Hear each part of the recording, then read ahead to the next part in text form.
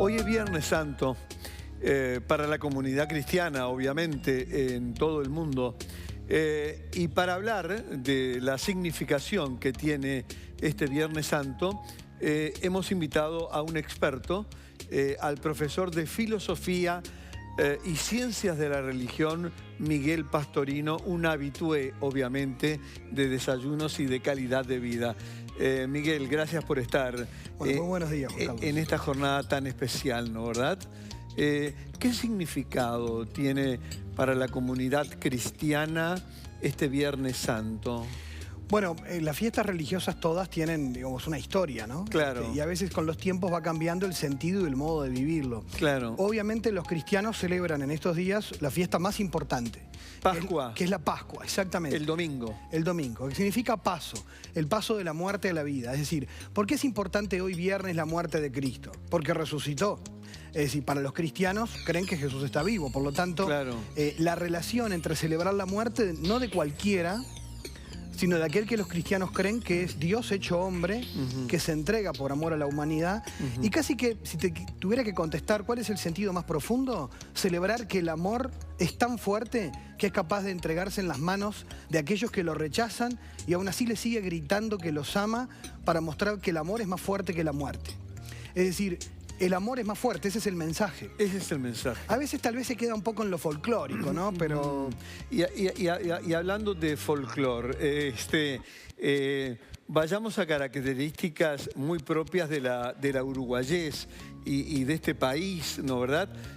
Donde la Semana Santa la es para el cristianismo, pero es semana de turismo, es semana criolla, es semana de la vuelta ciclista, es semana de la cerveza. ¿Qué te lleva a pensar todo eso? Bueno, esto tiene una historia muy particular. Somos el único país del mundo donde esta semana tiene otro nombre. Digamos, único país del mundo. En la tradición occidental, porque es un invento nuestro, es algo propio de la uruguayés.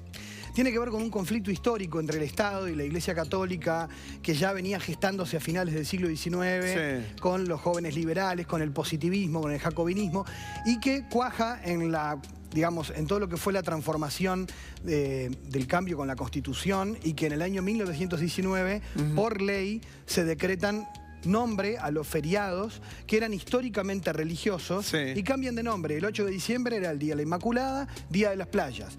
El 25 de diciembre, Navidad, Día de la Familia, para el Estado. La Semana Santa, Semana del Turismo. Y así, bueno, y así se empezaron a cambiar incluso, sí, nombres de pueblos que eran históricamente con nombre religioso. Quedaron algunos, ¿no? Sí, sí, algunos pocos. Colonia del Sacramento. Colonia del Sacramento. Pero, por ejemplo, a los de Paso de los Toros se les sigue diciendo isabelinos por Santa Isabel, ¿no? Claro. Y así muchos pueblos del Uruguay que cambiaron de nombre. Y se cambiaron las fechas y de algún modo tuvo su efecto, porque hoy te encontrás que los propios cristianos muchas veces dicen, ¿qué haces en turismo, no?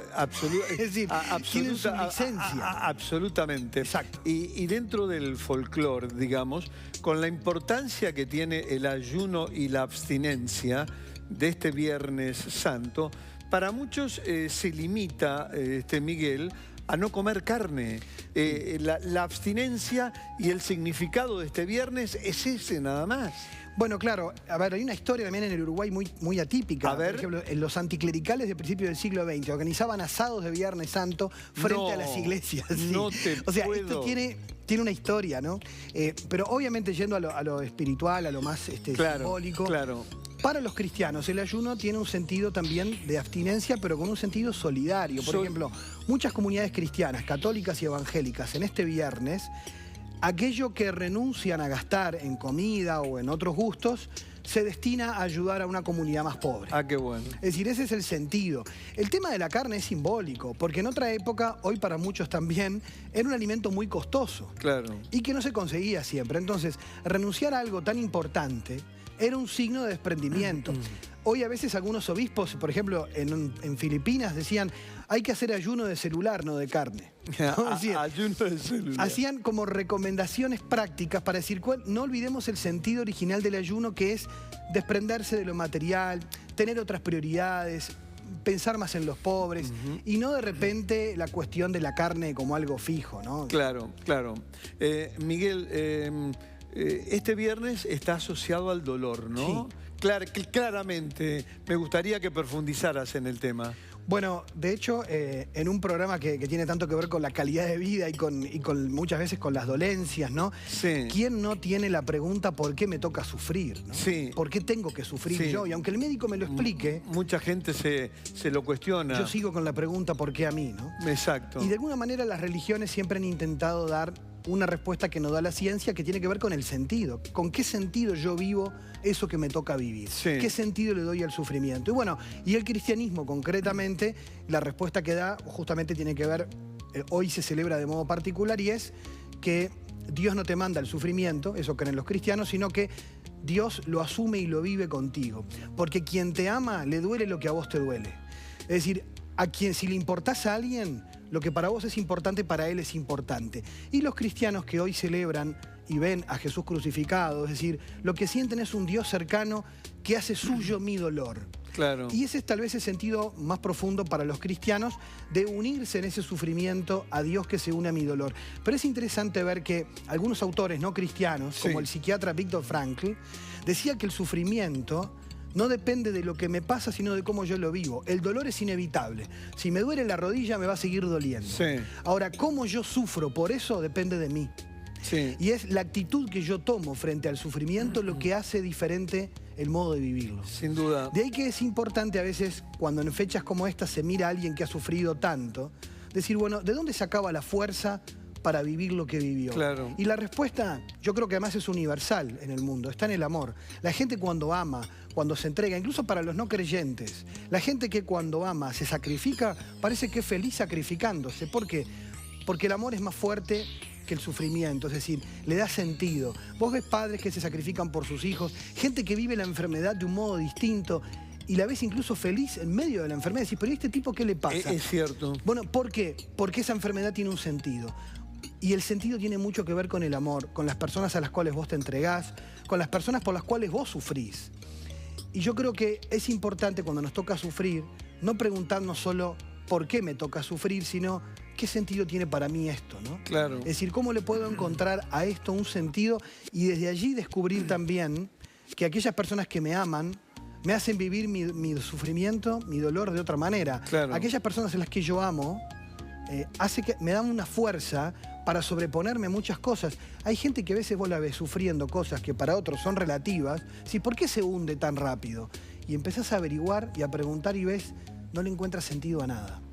No le encuentras sentido en lo que le toca sufrir. No le encuentra sentido, Miguel, a la propia vida. Exacto. Entonces, claro, es mucho más fácil que se doblegue rápidamente frente a cualquier adversidad. Entonces yo creo que días como hoy, en que creyentes y no creyentes a veces meditan un poco más, es un día más silencioso, un día donde de repente nos detenemos a pensar un poco más.